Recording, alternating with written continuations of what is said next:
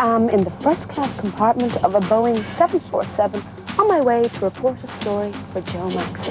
The legroom, personal stereo, the luxury.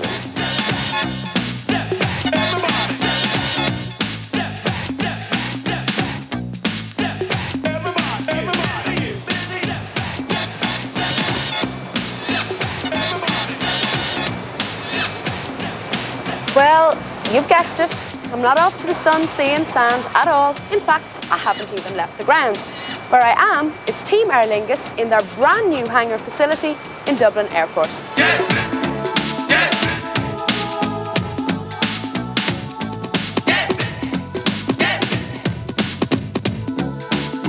Come on, buddy.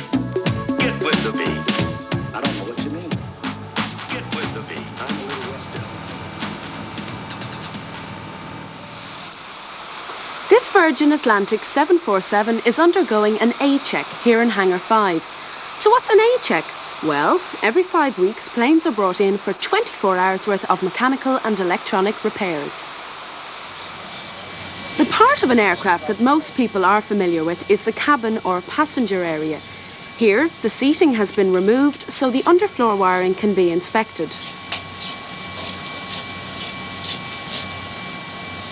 After all the seats have been checked and cleaned, they'll be replaced, ready to greet the next journey's high flyers.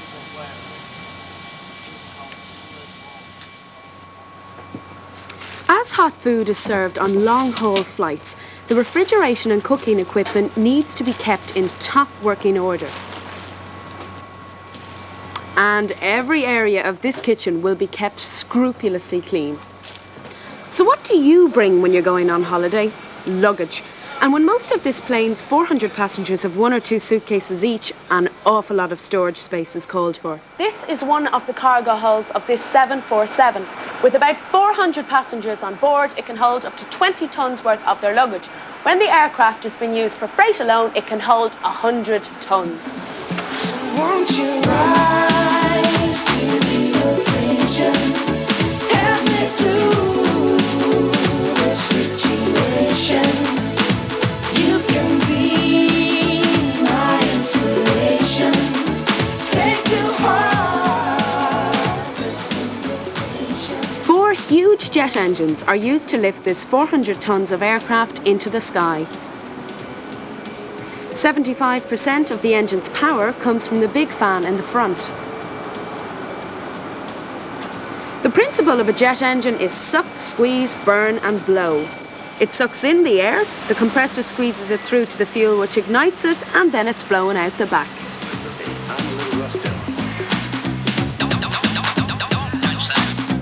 At present, there are 980 craftsmen working for Team, with 88 apprentices currently in training.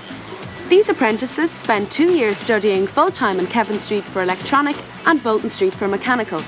After that, a further 2 years are spent training in the hangars here before they qualify as aircraft engineers. If a 747 aircraft is to land safely, it needs to be sure of its wheels and the struts that support them. As Matt Ward and Noel Preston were already checking them, I went over to ask them about it. No, Matt, how are you? How's things? Listen, tell me, what are you doing here? I'm checking this gauge here to see the pressure in the leg. Each undercarriage leg has a gauge on it that tells us the pressure in the leg. And we have to check that it's within certain limits. And if they're not, we have to top them up with nitrogen to make sure the pressure is right in the leg.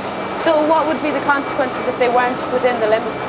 If it wasn't within limits, when the aircraft would land, you wouldn't get the right shock absorbency in the undercarriage. Right. Now, these are very big. They're big, and there's a lot of them. There's 16 tyres on wheels on the main undercarriage, and there's 2 on the nose. They're made from a very, very strong rubber compound to take up a lot of shock absorbency. And they're filled with nitrogen because of the heat from the brakes can cause an explosion. If air or other gases were inside, it would explode. And nitrogen is one of the safest gases we can use inside. There's 200 pounds pressure inside each tyre, so it takes a lot. So just normal air could be extremely dangerous? It could be dangerous, very dangerous. And what, this is how it all comes down, is it? Well, for landing? It's down at the moment. Yeah. When she goes up then, the holding sort of very complex and just straight up then. Right. Thank you. Well, the massive overhaul of a Boeing 747 is all in a day's work for the staff here, as their experienced eyes scrutinise the plane for flaws. But even they don't have built-in X-ray vision. NDT, or non-destructive testing, is a series of state-of-the-art electronic tests that can discover internal structural damage before it reaches a critical stage. Ultrasonic signals are used to detect cracks on small, intricate parts, such as this small ring. Other scientific tests carried out here include metal particle, fluorescent dye, and X-ray.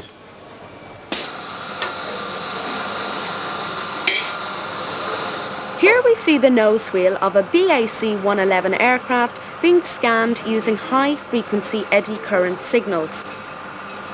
As you can see on the graph, a crack in this wheel has been detected. Get with the beat. I'm a little rusty.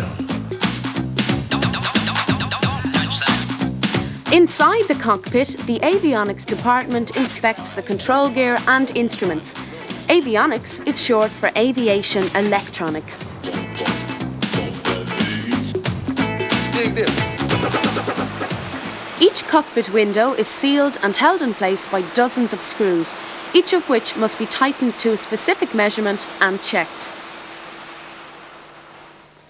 This is the black box, but as you can see, it's not black at all. In fact, it's orange. It's coloured orange so as to make it obvious to the eye amongst the debris of an aircraft wreckage. An endless loop of tape ensures that the last 30 minutes of cockpit communication and conversation are always recorded. Another element of the black box is a durable metal foil recorder used to keep details of the aircraft's technical performance during flight.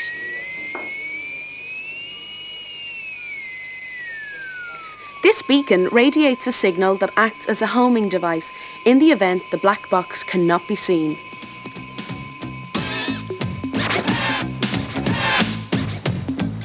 Hangar 5, with room for 2 747s and 4 737s, is the latest addition to the vast maintenance facility Aerlingus has built up over the years.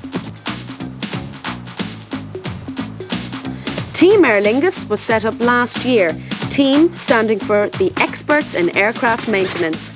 Their positive approach shows in the 33 million invested recently, the increase in their employment rate, and the expertise now available that's attracting customers worldwide.